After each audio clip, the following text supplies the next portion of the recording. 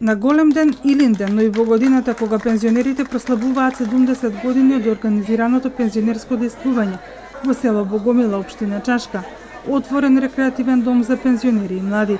Од Сдруженијето на пензионери од Велес велат дека овој дом ќе биде од големо значење за подобрување на рекреативниот живот на лицата од третото доба. Очекуваат подеднакво да го користат и младите. Најмногу младите ќе го сочуваат овој дом, затоа што и тие ќе бидат пензионери и тие ќе го користат. Овој дом, не случајно читате, е дом на пензионери и младинци. И сега што има врска пензионери и младинци? Па младинците под 20, 30 и 50 години ќе станат пензионери. Прв пат после Скопје едно здружение на пензионери отвора рекреативен центар, потенцира првиот човек на пензионери на Македонија. Местоположбата на центарот е идеална воздушна бања за лицата од трето доба. Автобускиот и железничкиот превоз го прави овој објект повеќе од атрактивен. Пензионерите со своите внуци тука да рекреираат.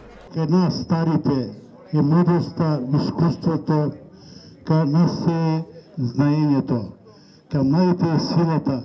Само во тој спој можеме да имаме здрава средина и може да имаме напредок и на државата, и на Сојузот на државите пензионерите на Македонија, па и на сите граѓани на Македонија. Затоа добро што ќе биде овој рекреативен дом отворен и за младите. Вие создадовте личности кои што се борат за да ви го подобрат вашиот живот во вашите возрастни години, затоа што вие така не научивте. И јас се надевам дека во иднина уште многу години ќе ни требате за вашите совети да можеме да ги спроведиме на местата раководни кои што сме во моментов. Рекреативниот центар веќе од денеска ги има првите гости. Чекаме само да го отворат и да дојдеме, да одмараме тука. Се намера да дојдете?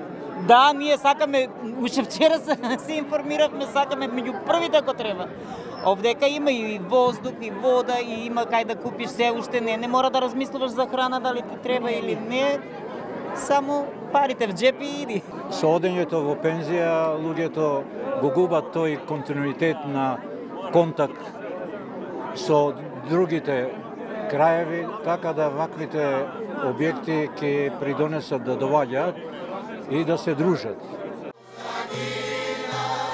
А дека лицата од третото доба имаат уште многу што да кажат и покажат, доказ е нивниот вчерашен настап, пееќи и глумењи.